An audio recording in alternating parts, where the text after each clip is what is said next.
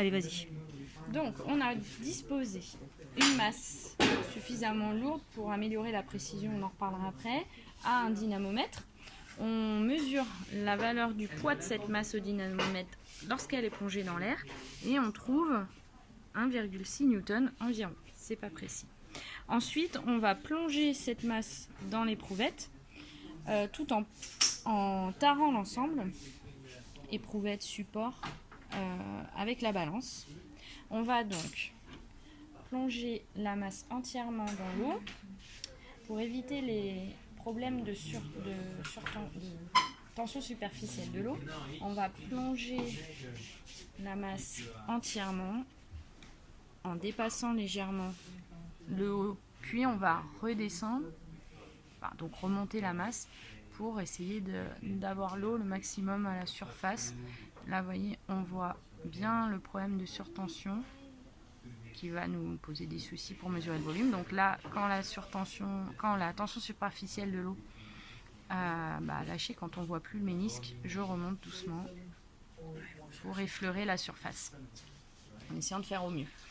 On trouve alors sur la balance une masse de 13,3 grammes qui correspond à la masse d'eau déplacée par notre cylindre. Et sur le dynamomètre, on voit qu'évidemment la poussée d'Archimède a compensé une partie du poids. Et donc on trouve une force de 1,4 Newton, si je me place toujours pareil sur le haut du petit cylindre, du petit disque vert. Attends, je les écris. Donc, 3, et on avait. Là, on a un point de 1, poussée d'Archimède égale M fois delta P égale PR. T'écris pas là? Tu filmes pas là? Si? Ah mince. PR moins PO. Non, mais est-ce que je voulais l'expliquer mieux? Donc la valeur de la poussée d'Archimède se calcule en prenant la masse déterminée avec la balance qui vaut 13,3 10-3 kg fois G. Donc c'est bien ici la masse d'eau déplacée fois G. Donc on est bien sur la poussée d'Archimède et on trouve 0,13 Newton.